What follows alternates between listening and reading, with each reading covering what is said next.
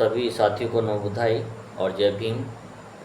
मित्रों, जैसा कि आपको विदित हैं कि हर वर्ष की भांति इस वर्ष भी हम संपूर्ण देश के अंदर ही नहीं बल्कि संपूर्ण विश्व में त्रिगुण पावन बुद्ध पूर्णिमा महोत्सव 23 मई 2024 को मनाने जा रहे हैं।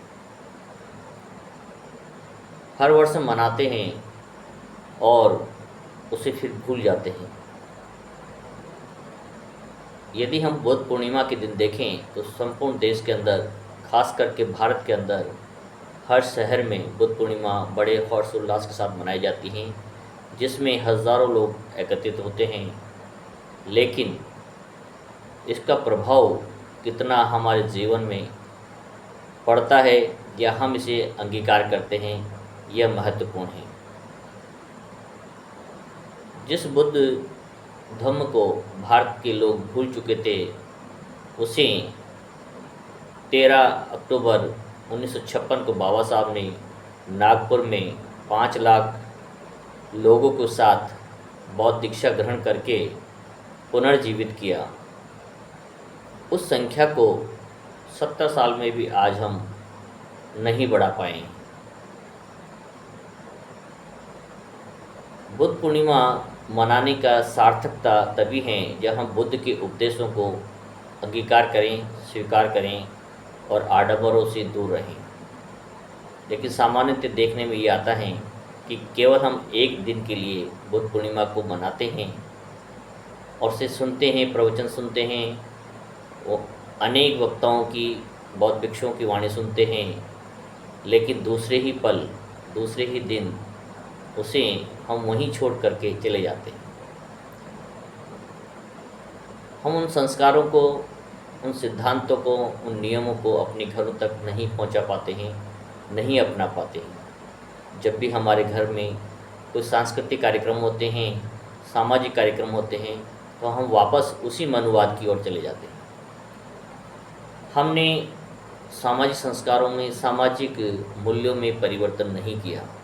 यही कारण है कि बौद्ध की वास्तविकताओं को हम स्थापित नहीं कर पाए हैं। इसलिए हमें कुछ तथ्य है जो जानने आवश्यक हैं कि हम क्यों असफल हैं और हमें क्यों बौद्ध धर्म को अपनाना चाहिए।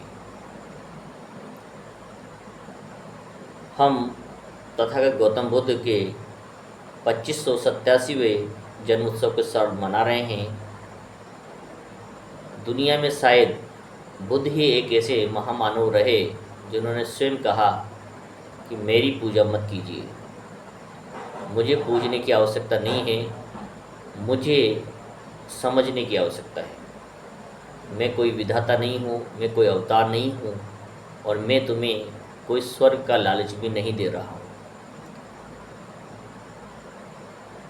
तथागत गौतम बुद्ध का वास्तविक नाम राहुल था, जो कि राजा शुद्धोधन के घर कपिलवस्तु में जन्म लेते हैं माता महामाया के गर्भ से। दुर्भाग्यवश उनकी माँ की मृत्यु 7 दिन के पश्चात हो जाती है और उनकी जो दूसरी माँ होती हैं महाप्रजापति, उनके द्वारा उनका पालन पोषण किया जाता है। उस समय खेती का ही काम किया करते थे, इसलिए कृषकों को खत्तीय कहा जाता था। और खत्तीय जो है पाली भाषा का शब्द है, जिसे आगे चलकर हिंदी भाषा में शुद्ध किया गया तो उसे क्षत्रिय कहा गया।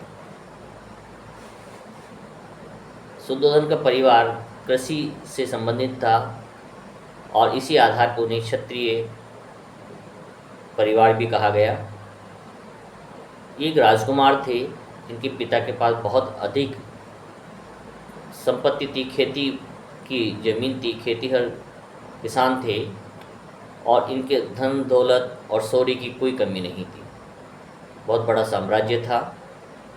उस राजकुमार का जीवन बहुत ही आमोद प्रमोद के साथ गुजरा, लेकिन बचपन में ही उनके भविष्य को लेकर ये घोषणा कर दी गई थी कि ये बालक आगे चलकर बहुत बड़ा महामानव बनेगा या ग्रह त्यागी होगा तो इससे चिंतित होकर शुद्धोधन ने उनकी बहुत अच्छी परवरिश की, और जब उनकी आयु 20 वर्ष की होती है तो वो शाक्य संघ में दीक्षा लेते हैं।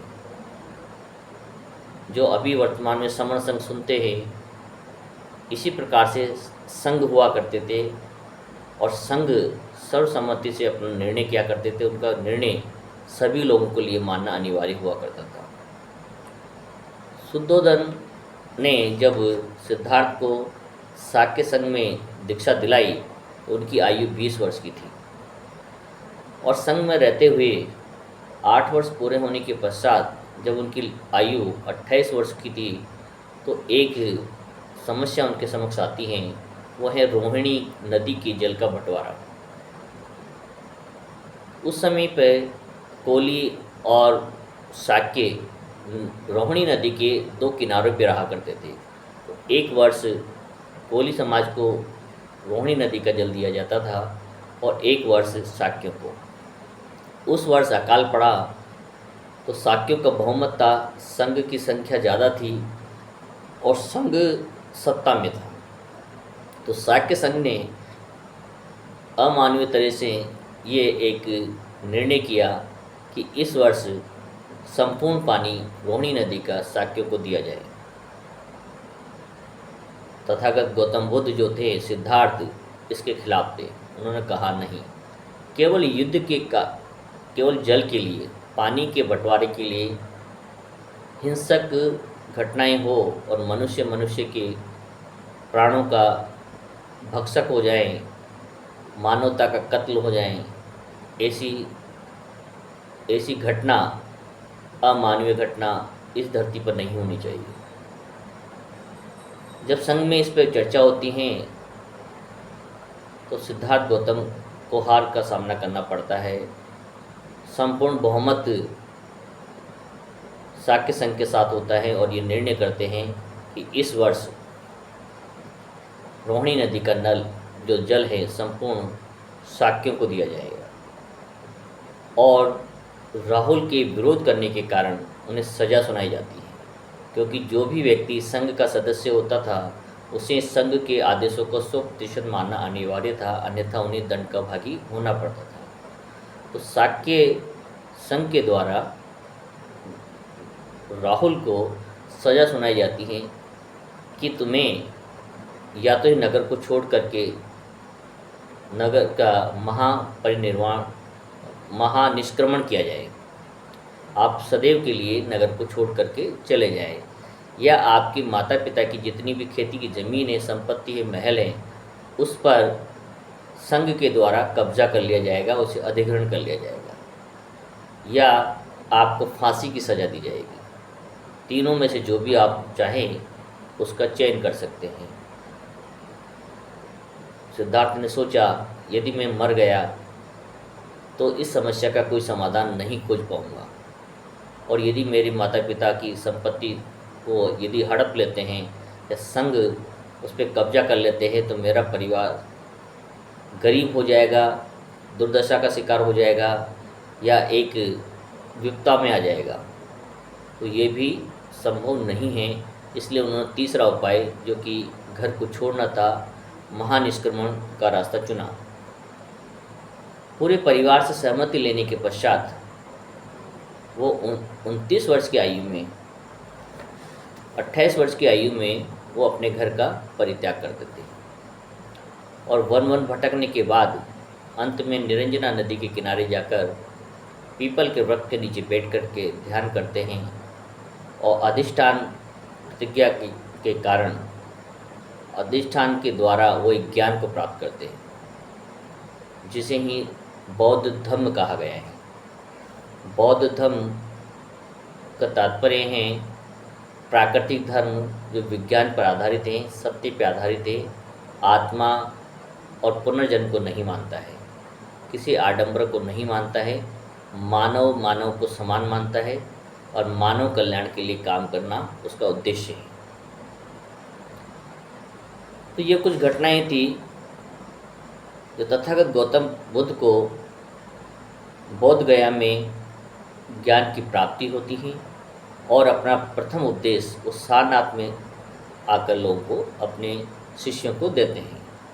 उनकी मृत्यु कुशीनारा में होती हैं और वो जो बौद्ध धर्म की स्थापना करते उसी के कारण सिद्धार्थ को बुद्ध के नाम से जाना जाता है। बुद्ध एक उपाधि है, जो उस ज्ञान की पराकाष्ठा को प्राप्त कर लेता है उस व्यक्ति को बुद्ध कहा जाता है। गौतम बुद्ध ने कहा कि मुझसे पहले भी 27 बौद्ध इस धरती पर हुए हैं और मेरे बाद भी अनेक बौद्ध होंगे, इसलिए मैं कोई अवतार नहीं हूँ और मैं भी आपकी तरह एक सामान्य प्राणी हूँ। इसलिए आपको मुझे पूजने की आवश्यकता नहीं है, मैंने जो ज्ञान प्राप्त किया है उस मार्ग पर चलने की आवश्यकता है। मैं आपका मार्गदाता हूँ, इसलिए मैं आपको सिर्फ मार्ग बता सकता हूँ, लेकिन उस मार्ग पर चलना आपको स्वयं पड़ेगा और तभी आप उस लक्ष्य को प्राप्त कर सकते हैं। बुद्ध के बारे में जो कहा जाता है कि उन्हें बूढ़ी व्यक्ति को देखा, एक मृत व्यक्ति को देखा, बीमार को देखा, ये काल्पनिक घटनाएं हैं, इसको हम नकारते हैं। क्योंकि हमारी दृष्टि में बुद्धा धम्मा पढ़ने के बाद तथागत गौतम बुद्ध के बारे में जो संदेश हमने पढ़ा, जो अम्बेडकर ने बताया, उसको सर्वविदित मानते हैं। क्योंकि ऐसा संभव ही नहीं है कोई व्यक्ति 20 साल का हो जाए, 28 साल का हो जाए और उस 28 साल की उम्र तक भी किसी वृद्ध व्यक्ति को न देखें, किसी बीमार व्यक्ति को न देखें, किसी मृत व्यक्ति की सैया को न देखें। ऐसा संभव नहीं है, क्योंकि निश्चित रूप से उसने अपने परिवार के अंदर बीमार लोगों को भी देखा होगा, मरते हुए लोगों को भी देखा होगा। इसलिए ये वास्तविकता घटनाओं को यदि हम समायोजन करके देखें तो बुद्ध है धम्मा में जो कहा लिखा गया है वो हमें सत्य प्रतीत होता है। बुद्ध ने जिन धारणाओं का खंडन किया उसमें से प्रमुख थी, उन्होंने कार्य कारण के महान नियमों को उनके उप सिद्धांतों सहित मान्य ठहराया। उन्होंने कहा हर घटना के पीछे एक कारण होता है और उस कारण का एक निवारण भी होता है, और व्यक्ति अपने दुखों के लिए स्वयं ही उत्तरदायी हैं, स्वयं ही अपने कर्मों, अपने कार्यों के कारण दुखी रहता है। जितना किसी चीज़ से, किसी वस्तु या व्यक्ति से प्रेम करेगा उतना ही वो दुखी रहता है। मोह ही व्यक्ति के दुखों का सबसे बड़ा कारण है। दूसरा खंडन उन्होंने किया निराशाजनक भाग्यवादी दृष्टिकोणों का खंडन किया। उन्होंने मूर्खतापूर्ण दृष्टिकोण का खंडन किया कि किसी ईश्वर ने पहले ये निश्चित कर दिया है कि आदमी के साथ इस संसार में क्या क्या घटनाएं घटित होगी।